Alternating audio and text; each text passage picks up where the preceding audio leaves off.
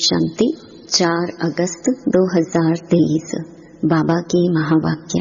मीठे लाडले बच्चे, बाप आए हैं तुम्हारे लिए स्वर्ग की नई दुनिया स्थापन करने, इसलिए इस नरक से दिल ना लगाओ, इनको भूलते जाओ। प्रश्न: रहमदिल बाप तुम बच्चों पर किस रूप से कौन सा रहम करते हैं? उत्तर: बाबा कहते हैं, मैं बाप रूप से मीठी स्क्रीन बन तुम बच्चों को इतना प्यार देता हूँ जो दुनिया में दूसरा कोई भी दे ना सके। मैं तुम्हें पवित्र प्यार की दुनिया का मालिक बना देता हूँ। टीचर बन तुम्हें ऐसी पढ़ाई पढ़ाता हूँ जो तुम बहिश्त की बीवी बन जाते हो। यह पढ़ाई है मनुष्य से देवता बनने की। यह ज्ञान रतन तुम्हें विश्व का मालिक बना देते हैं। गीत: कौन है माता कौन है पिता। ओम शांति। बच्चों को ओम शांति का अर्थ समझाया जाता है। ओम का अर्थ है आई एम आत्मा, मैं आत्मा निराकार परमात्मा की संतान हूँ। शरीर का फादर वह है जिसने जन्म दिया है। उनको कहा जाता है शरीर को जन्म देने वाला फादर, और शिव बाबा है आत्माओं का बाप। वह तो है ही है। ढेर के ढेर करोड़ों आत्माएं अपनी निराकारी दुनिया में रहती हैं। वहाँ सदैव निर्विकारी ही हैं। विकारी तो परम धाम में रह ना सके। पहले तो यह बात पक्की करनी पड़ेगी, मैं आत्मा, मेरा बाप परमात्मा। आत्मा के संबंधी सब भाई भाई हैं। इस शरीर के बाप को कहा जाता है लौकिक बाप। आत्मा के बाप को कहा जाता है पारलौकिक बाप, जो सभी का एक ही है। पुकारते भी है ना, ओ गॉड फादर, ओ पतित पावन रहम दिल। यह आत्मा ने पुकारा बाप को। आत्मा इस शरीर के साथ दुखी है। फिर सतयुग में आत्मा को शरीर के साथ सुख है, इसीलिए उसका नाम ही है सुख धाम स्वर्ग। यह है नरक। गाया भी जाता है ना, दुख में सिमरन सब करे, सुख में करे न कोई। याद करते हैं पतित पावन को, समझते हैं पतित पावन बाप ऊपर परम धाम में रहता है। गंगा को पतित पावनी नहीं कहेंगे, गंगा को तो इन आँखों से देखा जाता है। निराकार बाप को अथवा आत्मा को नहीं देखा जा सकता। परम पिता परमात्मा प्राणदाता, जो दिव्य चक्षु विधाता है, उनको कहा जाता है ओ गॉड फादर क्रिएटर। अच्छा, फिर मदर कहाँ से आई? मदर बिगर बाप सृष्टि की रचना कैसे रचे?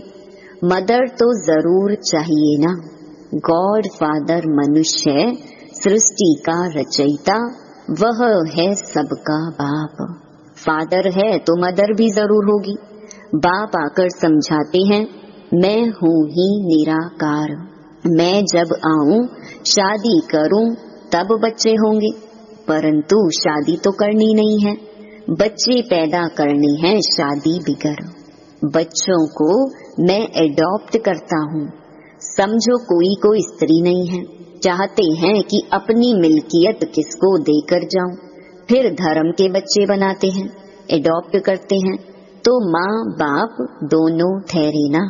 तो बेहद का बाप कहते हैं कि मैं भी फादर हूँ, मैं कैसे रचूं? समझ की बात है ना। बाप खुद आकर समझाते हैं, मुझे शरीर तो चाहिए ना, तो इनका आधार लेता हूँ। तुम कहते हो हम ईश्वर की संतान हैं।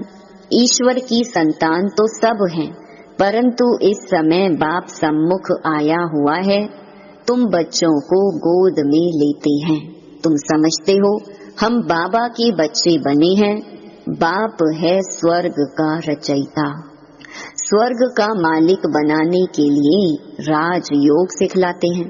खुद बैठ बतलाते हैं, मैं निराकार गॉड फादर हूँ। निराकार को मनुष्य सृष्टि का रचयिता कैसे कह सकते? तो बच्चों को एडॉप्ट कर उन्हों को ही बैठ समझाते हैं कि मैं शिव निराकार हूँ, तुम भी निराकार आत्माएं हो। तुम गर्भ जेल में आते हो, मैं गर्भ जेल में नहीं आता हूँ। तुम्हारे लिए है आधा कल्प गर्भ महल, आधा कल्प है गर्भ जेल, क्योंकि आधा कल्प माया रावण पाप कराती है। सतयुग में माया होती नहीं जो पतित दुखी बनाए। मैं 21 जन्मों के लिए तुमको स्वर्ग का वर्षा देता हूँ। नई दुनिया स्वर्ग को कहा जाता है।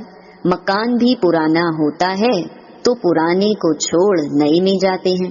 यह भी पुरानी दुनिया है ना, वह है नई दुनिया, गोल्डन एज, पावन दुनिया। तो बाप कहते हैं, लाडले बच्चे, मैं तुम्हारे लिए स्वर्ग स्थापन कर रहा हूँ। तुम फिर नर्क से दिल क्यों लगाते हो? अब नर्क को भूल जाओ, मुझ बाप और स्वर्ग को याद करो, पुरानी दुनिया को भूलते जाओ। यह है बेहद का सन्यास। पुरानी देह सहित जो कुछ भी देखते हो उनका भी ममत्व छोड़ो। समझो हम सब कुछ ईश्वर को देते हैं। यह शरीर, धन, दौलत, बच्चे आदि सब खत्म हो जाने वाले हैं। यह वही महाभारी महाभारत लड़ाई है जिसके द्वारा मुक्ति, जीवन मुक्ति के गेट्स खुलने हैं। हरि का द्वार कहते हैं ना। हरि कहा जाता है श्री कृष्ण को, उनका द्वार है वैकुंठ। वैकुंठ के गेट बाप आकर खोलते हैं। वहाँ कोई पतित जा नहीं सकता, इसलिए पतित से पावन बनाते हैं, दुख से लिबरेट करते हैं, और कोई लिबरेट कर न सके। दुख हरता सुख करता बाप ही है। बाप कहते हैं, मैं तुमको राजयोग सिखाता हूँ, सदा के लिए सुख देने आया हूँ। मैं तुम्हारे लिए वैकुंठ हथेली पर लाया हूँ। तुम राजयोग सीखकर मनुष्य से देवता बनते हो। बुद्धि भी कहती है कि बरोबर समझ की बातें हैं। समझो यह पुरानी दुनिया है, फिर यह नई बनेगी। सर्वशक्तिमान एक ही बाप है जो अपनी शक्ति से स्वर्ग का मालिक बनाते हैं। चाहते भी हैं एक राज्य हो, ऑलमाइटी अथॉरिटी राज्य हो। सो तो सतयुग त्रेता में अटल अखंड सुख शांति में देवी देवताओं की राजधानी थी। कोई विघ्न नहीं था। उनको अद्वैत राज्य कहा जाता है। दूसरा धर्म ही नहीं जो दुखी बने। अभी देखो भल क्रिश्चियन एक ही धर्म के हैं तो भी उन्हों की आपस में बहुत लड़ाई होती है, क्योंकि माया का राज्य है। सतयुग में माया होती नहीं। अभी कहते हैं ओ गॉड फादर रहम करो। बाप कहते हैं रहम तो सब पर करूँगा। सब बच्चों को पापों से मुक्त करता हूँ, अर्थात पतित दुनिया से लिबरेट करता हूँ। तुम सब आत्माओं को ले जाता हूँ निराकारी दुनिया में। बाकी शरीर तो भस्म हो जाएंगे। नेचुरल कैलेमिटीज गाई हुई हैं, आसार भी देख रहे हो। फैमिन पड़ना जरूर है। अब बाप कहते हैं इस छीछी दुनिया से ममत्व तोड़ो। बेहद का बाप है सैक्रीन। कहते हैं मैं जो तुमको प्यार करता हूँ सो कोई कर ना सके। अभी तुमको पवित्र दुनिया का मालिक बनाता हूँ। राजाई के लिए तुम पढ़ रहे हो। एम ऑब्जेक्ट बुद्धि में है। नया तो कोई समझ ना सके जब तक कि कोई बैठ उनको समझावे। एक हफ्ता बैठ समझे कि मनुष्य से देवता बनना है। इसीलिए बाप को जादूगर कहा जाता है। ज्ञान रत्नों से मनुष्य को देवता बनाता हूँ। उनको रत्नागर, सौदागर, मुसाफिर भी कहते हैं। तुमको आकर स्वर्ग की महारानी महाराजा बनाते हैं।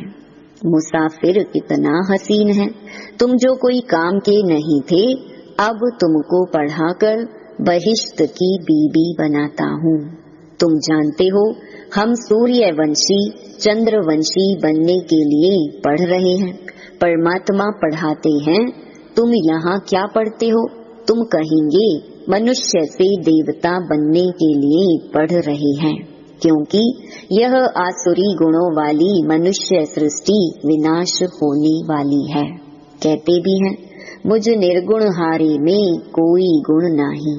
तो वही रहमदिल बाप बैठकर तुमको पढ़ाते हैं।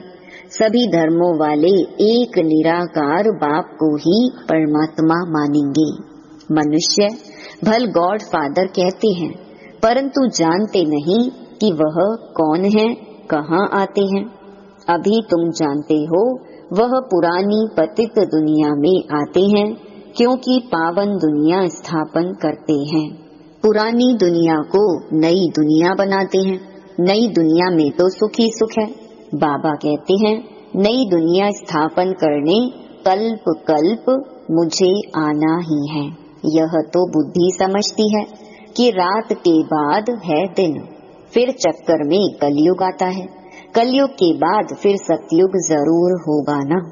तुम बच्चों को कहा ही जाता है स्वदर्शन चक्रधारी। आत्मा जानती है मैं 84 जन्म कैसे लेती हूँ।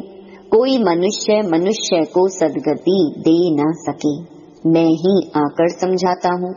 हम तुमको पावन बनाते हैं, योग बल से तुम विश्व पर जीत पाते हो। बाप है सर्वशक्तिमान। बाप से तुमको बेहद का वर्षा मिलता है। आकाश पृथ्वी सागर आदि सब तुम्हारा हो जाएगा। यहाँ तो देखो आकाश पर भी हद, पानी पर भी हद लगी है ना। कहते हैं हमारे पानी के अंदर तुम नहीं आओ, तुम तो वहाँ सारे विश्व पर राज्य करते हो ना। स्वर्ग तो फिर क्या, स्वर्ग को भूल नहीं सकते। मनुष्य जब मरते हैं तो कहते हैं स्वर्गवासी हुआ, परंतु स्वर्ग है कहाँ? जरूर नर्क है ना। यह है ही हेल। सब मनुष्य दुखी हैं, सब पतित हैं। यह राज्य ही रावण का है, जिसको जलाते रहते हैं परंतु जलता ही नहीं है। रावण को 100 फुट लंबा बनाते हैं और बढ़ाते रहते हैं। दिन प्रतिदिन लंबा करते रहते हैं, परंतु समझते नहीं हैं। यह समझ की बातें हैं। यहाँ देखो मुरली चलती है तो फिर टेप में भरी जाती है, क्योंकि गोपिकाएं मुरली बिगर रह न सके। तो यह प्रबंध है। मुरली बिगर तो तड़फते हैं, क्योंकि यह मुरली है जीवन हीरे जैसा बनाने वाली। यहाँ बाबा पढ़ाते हैं जो मुरली फिर लंदन अमेरिका तक जाती है। बच्चे सुनकर बहुत खुश होते हैं। गाया हुआ है गोपिकाएं मुरली बिगर रह नहीं सकती थी। यह नॉलेज गॉड फादर ही सुनाते हैं। मुख्य एक बात समझानी है कि यह हमारा बेहद का बाप है। इनसे स्वर्ग का वर्षा मिलता है। आत्मा कहती है मेरा बाप परमात्मा है, वह आत्माओं को पढ़ा रहे हैं। ऐसा और कोई कह ना सके कि मैं परमात्मा तुम आत्माओं को पढ़ाता हूँ। ऐसे भी नहीं कहेंगे कि मैं परम आत्मा नॉलेजफुल हूँ। तुम बच्चों को बहुत अच्छी रीति समझाया जाता है, परंतु सबकी बुद्धि एक रस तो नहीं होती है। कोई की सतो प्रधान बुद्धि है, कोई की सतो रजो तमो। इसमें टीचर क्या करेंगे? टीचर कहेंगे पढ़ाई पर पूरा अटेंशन नहीं देते थे। गॉड फादर है नॉलेजफुल। जैसे टीचर नॉलेजफुल है, स्टूडेंट को पढ़ाते हैं, आप समान बनाते हैं, वैसे इस सृष्टि चक्र की नॉलेज गॉड फादर के पास ही है और कोई नहीं जानते। बाप ही नॉलेज सिखलाए, नॉलेजफुल बनाते हैं। बाप है नॉलेजफुल, सबसे ऊंच है। ऊंचा जिसका नाम है, ऊंचा ठाव है। ब्रह्मा विष्णु शंकर है, सूक्ष्म वतन वासी। 3rd ग्रेड में है मनुष्य। मनुष्यों में भी ग्रेड हैं। सतयुग में मनुष्यों की ग्रेड बड़ी ऊंची रहती है। तुम गोल्डन एज में जाते हो, आयरन एज खत्म हो जाएगा। गोल्डन एज है तो सिल्वर एज नहीं, कॉपर एज है तो आयरन एज नहीं। ये सब बातें बुद्धि में रखनी है, इसलिए चित्र बनवाए हैं। सतयुग में बहुत थोड़े मनुष्य होते हैं, कलयुग में तो ढेर के ढेर मनुष्य हैं। पूछते हैं बाबा विनाश कब होगा? विनाश तब होगा जब नाटक पूरा होगा, सब चले जाएंगे। बाबा है मुक्ति जीवन मुक्ति का गाइड। वह रहते हैं परम धाम में, तुम भी वहाँ के रहने वाले हो, यहाँ आए हो पार्ट बजाने। बाप कहते हैं बच्चे तुम्हें माया पर जीत पानी है, इसमें हिंसा की कोई बात नहीं है। सतयुग में हिंसा होती नहीं, वहाँ है ही संपूर्ण निर्विकारी देवी देवताएं। अच्छा, मीठे मीठे सिकिलधे बच्चों प्रति माता पिता बाप दादा का याद प्यार और गुड मॉर्निंग। रूहानी बाप की रूहानी बच्चों को नमस्ते। धारणा के लिए मुख्य सार। पहला, बुद्धि से बेहद का संन्यास करना है। पुरानी देह सहित जो कुछ इन आँखों से दिखाई देता है उनसे ममत्व निकाल बाप और स्वर्ग को याद करना है। दूसरा, पढ़ाई को अच्छी रीति धारण कर बुद्धि को सतो प्रधान बनाना है। मुरली ही पढ़ाई है, मुरली पर बहुत बहुत ध्यान देना है। वरदान, भाग्य की नई नई स्मृतियों द्वारा पुरुषार्थ में रमणीकता का अनुभव करने वाले मन दुरुस्त भव।